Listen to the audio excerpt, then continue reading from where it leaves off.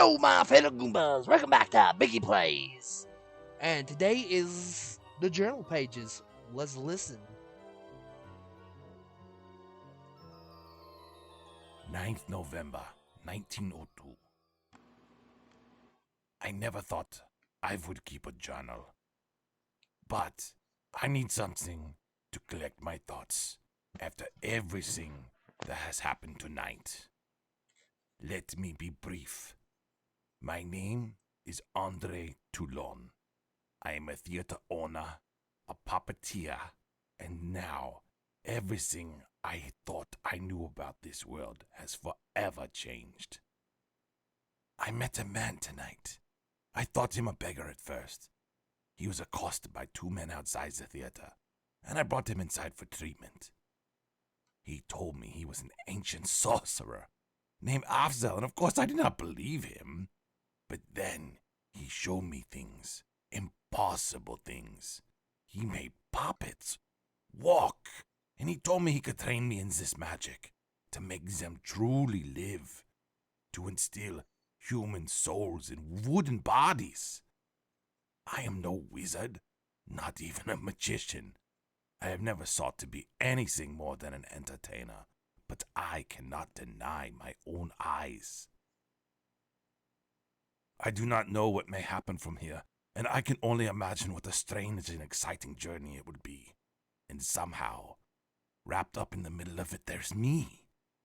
Nothing more than a struggling showman and simple puppet master.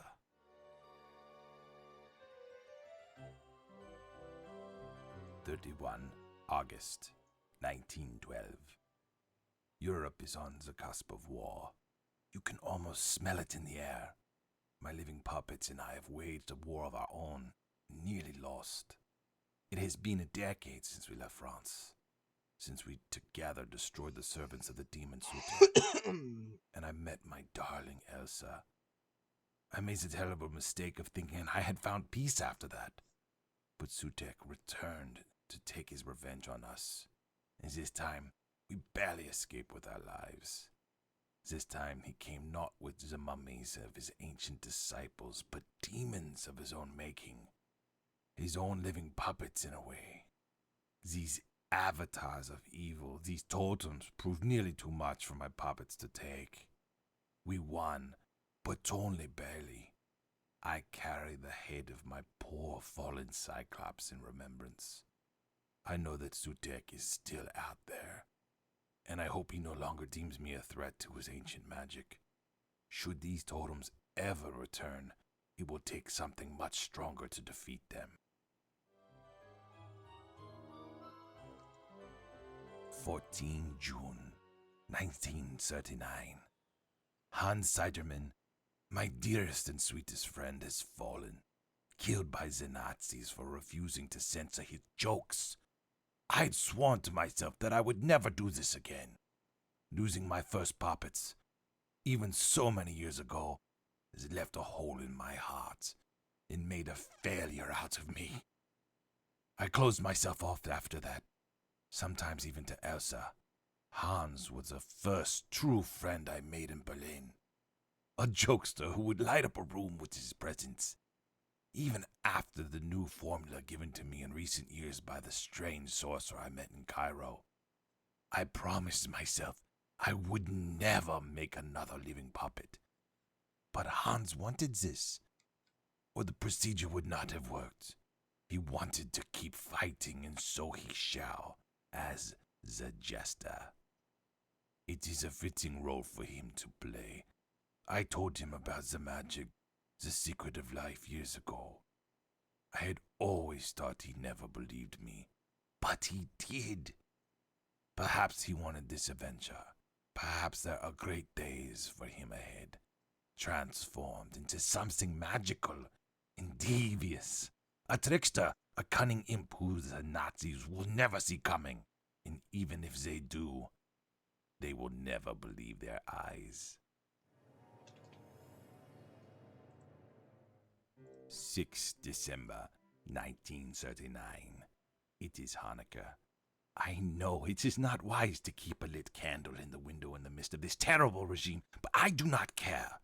They will not take this from me. I have lost yet another friend, I know and I Hans must wasn't have Jewish. the comfort of this small fire and the hope it represents. Hermann Strauss was one of the kindest men I have ever known. It was his kindness that got him killed. He was a truck driver, smuggling food to Jewish families. He simply hated to see people go hungry. No matter the cost to himself, he would always help those in need, especially those who needed it most. This time, the cost was too great and he was shot. Herman was a gentle giant, a big man with a soft heart. But he knew the value of strength, and even in the kindest of men, there is a rage that must be tempered. I must unleash that rage now, to allow Herman to take his revenge as my newest puppet, Pinhead. That strength shall be his weapon, that raw, brute force that only comes from pain. Where other puppets may be designed to sneak and be stealthy, Pinhead shall be my wrecking ball. He shall be my hammer to bludgeon his killers and all those who commit the injustices he died trying to prevent.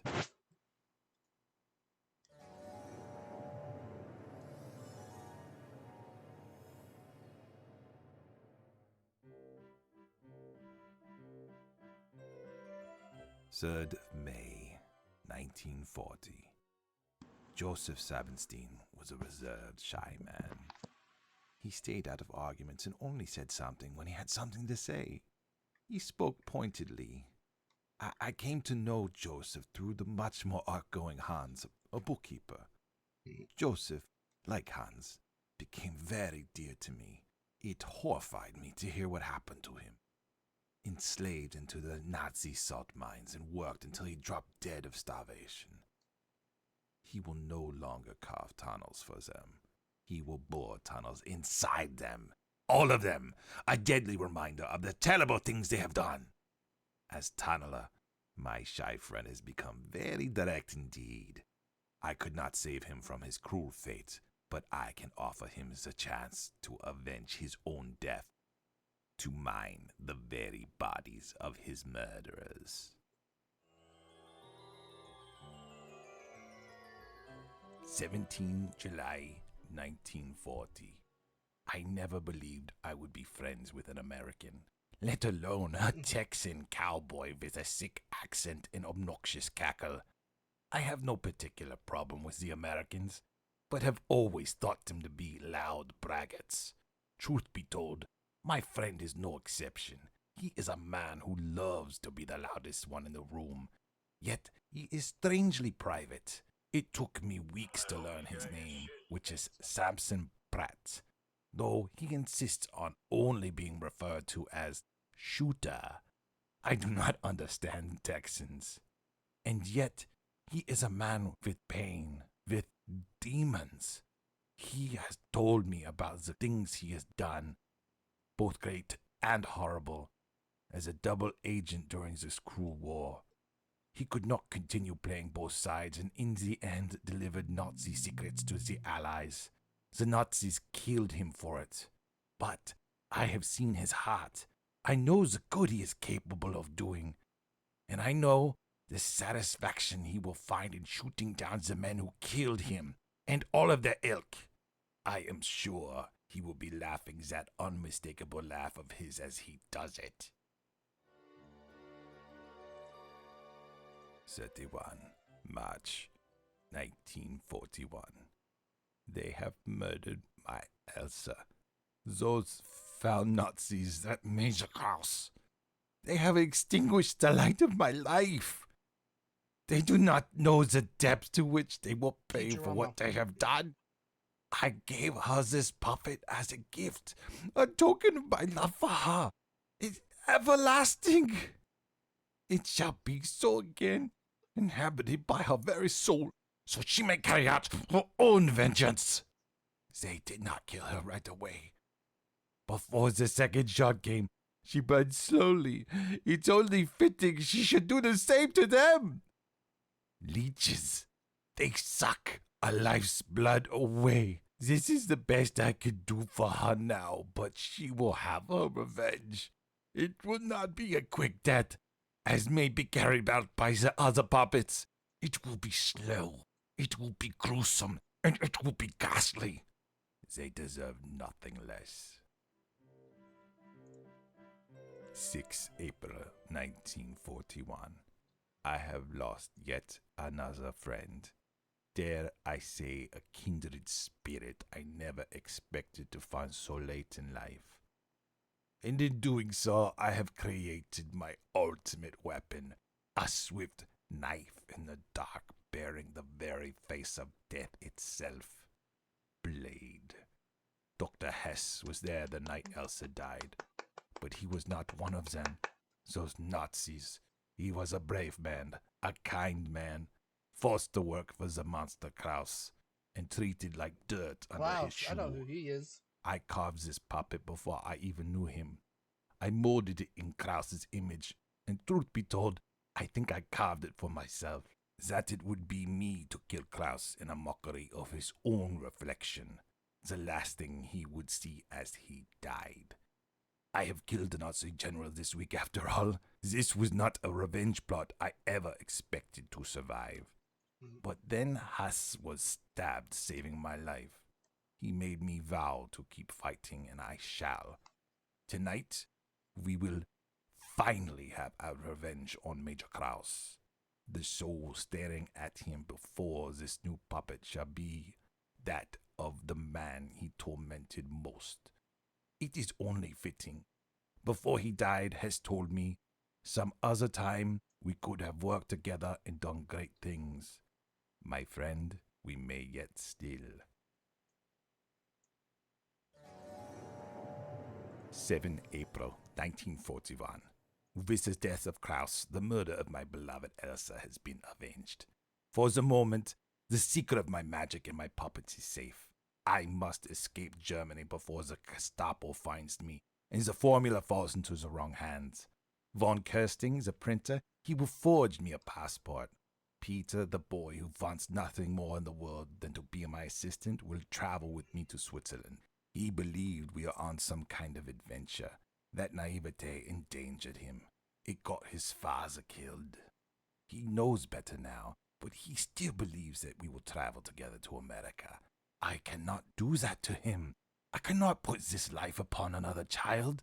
I know all too well how that feels. And I know, as do my friends, that being close to my heart only leads to death. My friends knew what they signed up for. They wanted that chance to keep fighting, to right the wrongs that led to their own demise. But it is monstrous to imagine that for a child. Peter told me he has family in Switzerland. Once I tell them what has happened, as much as I can, they will understand. So will he too one day, though I suspect he will hate me for a long time. He loves me, and he will feel betrayed, but at least he will be alive. 3rd of May, 1941. I have boarded another train. This cabin is made up entirely of Nazi officers and scientists. In my attempt to flee, I've been led directly into the den of wolves. But that is not the worst part. I am still traveling under the identity of Major Kraus. It was nothing to simply show the name on the passport, but now I am here, among his people. I have to break bread with them, to speak with them, to joke with them, and every second try to stop the bile rising in my throat. I have to play the role of a man who murdered my wife, and she, from inside her trunk, must watch me do it, as must Blade, molded in Kraus's own image, but inhabited by the soul of a man he tormented and condemned to death. They must watch me speak the name of their murderer as if it were my own, and with a proud smile on my lips. I don't know how long I can keep this ghastly charade up, but for all of our sakes I must. There is something else at work here, something I hear of only in whispers. I have heard these Nazis in their hushed tones speaking the name Anubis. the Egyptian god of death. I have had enough experiences with the Egyptian deities for one lifetime. Puppet Master. I encountered an Egyptian god a very long time ago. In doing so, I angered that god, Set, also known as Sutek. At the moment this life of mine began in earnest, I will keep my head down then. I am not looking to begin the cycle anew at my old age. 2 September 1941. I have found a desolate cabin amidst the Carpathian Mountains. The night is still and quiet. I have a small fire burning for warmth, and I have been sitting here staring absently into the flames. Something has happened that I cannot speak aloud to my puppets, my most precious friends who follow me even in death. My son is dead. Elsa and I told no one of our Eric after he ran away. We were private people. We went to the authorities, but a missing Jewish boy in Nazi Berlin was deemed of no importance. I do not blame him for running. It is no place for a boy to be cooped in a theater while his parents entertain everyone else's children. I thought he was dead until I saw him staring me down, a flamethrower in his hand and a red band on his arm. There had always been fire in him, a rage that burned brightly, but also a passion that could have become beautiful. With his blonde hair and blue eyes, he must have passed for Aryan, and instead of death, he was indoctrinated into their ranks. They sent him, a boy, to kill me. He hesitated, and the blade slit his throat. The puppet was only protecting me. He didn't know. It doesn't matter, because my son is dead, and that bright flame inside him has been extinguished forever. Oh. 8 October 1941. We have arrived at the Bodega Bay Inn. It is a large, bustling hotel on the California coast. I have heard that it was built as a haven for mystics, so hopefully there will be some discretion. I know it will not be long now before they find me. Time is running out, and there is nothing I can do about that. I have made peace with this. I know what I must do when they arrive, because I know what it would mean if this secret were to fall into the wrong hands. I will do anything to prevent that happening. But I still know that one day it might, that the Nazis may gain control of my puppets, or Sutek will return to enact his terrible revenge. And so, I have begun my final project, Decapitron. He may not be finished before the end comes, but he will be my last resort should those unspeakable things come to pass. As such, he will require more to operate than my other puppets. The serum may not be enough. It may require an electrical charge. This weapon will be built for me alone. The soul inside shall be my own. This was always my fate, for now I may die as any man. But should Decapitron ever be needed, I shall stand beside my puppets. I would never ask my friends to do something I would not be willing to do myself. I pray he is never needed, but I know in my heart that the day will come when Decapitron must live. 12 October 1941. They have found me. It is funny, in a way, with the life I have lived. The fallen friends surrounding me. It is a miracle that I ever lived to be an old man. The odds are 1,000,000 to 1, and yet I still believed I had more time. I suppose we all do when the end comes. Two Nazi spies have just entered the lobby, and they will be here within minutes. So I must make this quick. This will, of course, be my last entry into this diary. But the very nature of its existence, this will be my suicide note. But I have been living on borrowed time nearly all my life. Had I been at the theater that day in 1902, I would have died with my friends. Perhaps I should have. But in not doing so, I have found so much more. This magic cursed me, but it also gave me beautiful things as well.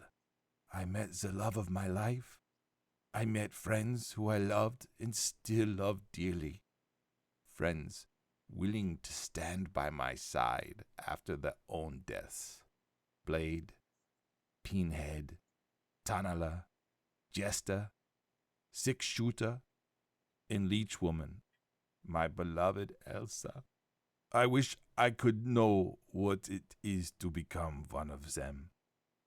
I wish I could say with certainty which way they will go. I trust them entirely, but I do not trust the next person who may discover them.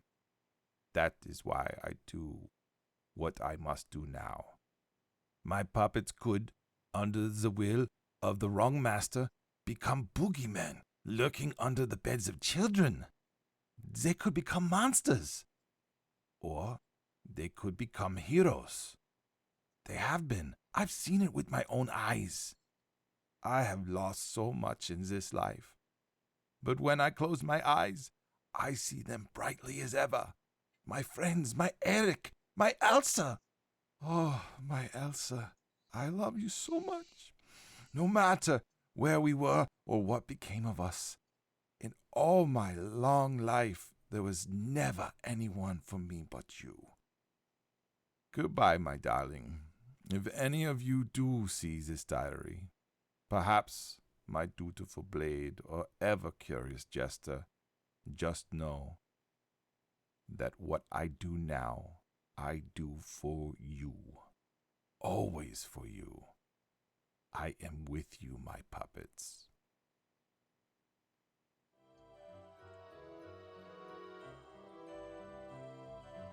February 1991.